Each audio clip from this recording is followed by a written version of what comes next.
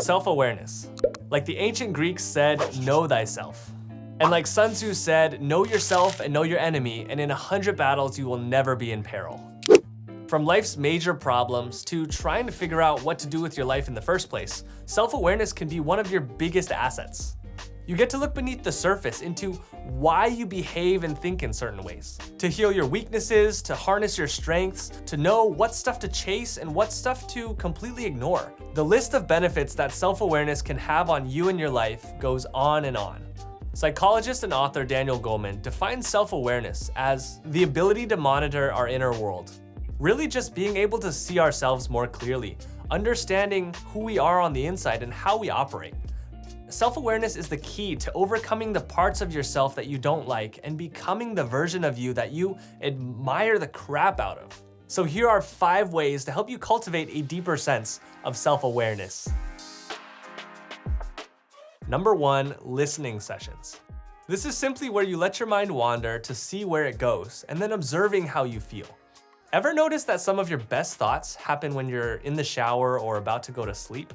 Well, that's because your subconscious brain is always processing and drawing connections between things and ideas in your everyday life. But during the day, we're so actively engaged in the things around us that we don't have time to take notice. It's only when we stop for a second that gives our brains the space to bubble up these insights to the surface. For me personally, that's my shower time or the walk that I take every day to kind of get away from my desk and just observe life from a bigger picture perspective. Or maybe for you, that would be driving or doing mindless activities like chores around the house. Whatever works for you to help disengage your brain and kind of just float around in thought space and let your brain bubble up these insights to the surface. Regardless of what works for you, make sure to be scheduling time into your day every single day to let your subconscious teach you stuff. And make sure to protect that time like you would a doctor's appointment or an important meeting, because personal growth is one of the best things you could possibly be investing in. Number 2, treating your brain as a separate entity from yourself. And what I mean by that is your conscious brain and subconscious brain are separate. They're each doing their own processing. You control your conscious brain, but your subconscious brain is often doing its own thing to try to protect you and keep you alive. It's doing things to avoid risk and just make sure to keep you safe. Understanding this will allow you to look at your brain from a distance and not take everything it does personally. You are someone who has a brain, not someone who is their brain. See the difference? So this allows you to kind of take a step back and examine yourself impartially, so you can see which parts are great and which parts need to be improved without that sense of defensiveness that often comes when you look at yourself with a critical eye. Because you see, we all have so much junk up here. We've all got our issues, our insecurities, our anxieties, all these mental knots that we have to lovingly massage out by helping our brains get this experience of going out of our comfort zone, so we can gradually start to reshape these flawed beliefs about ourselves. Number 3, questioning your initial impulses. Building off the last point, it's important to question your initial assumptions of what you should be doing with your life or how you should behave. Whenever you think you want something or think you should act in a certain way, double check and ask yourself again why you think that's the case. Try to identify where that comes from.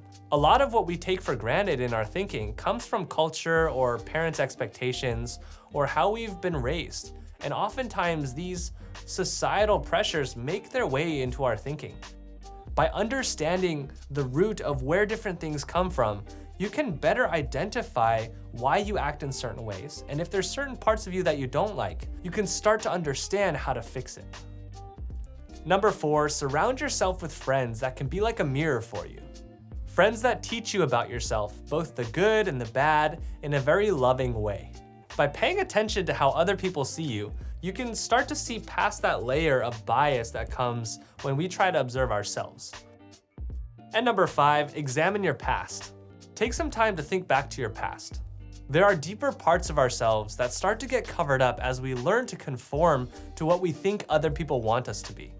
Thinking back to who you were as a child may help to shed some light for you on your deeper needs or your natural tendencies to help you see who you were when you strip away that layer of who you think other people want you to be.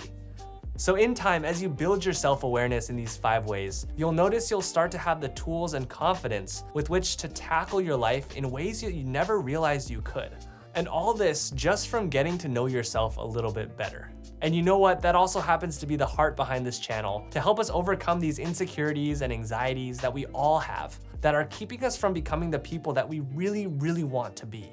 So please consider subscribing and hitting that bell notification icon. Click here to watch another video, and I'll see you over there in a second.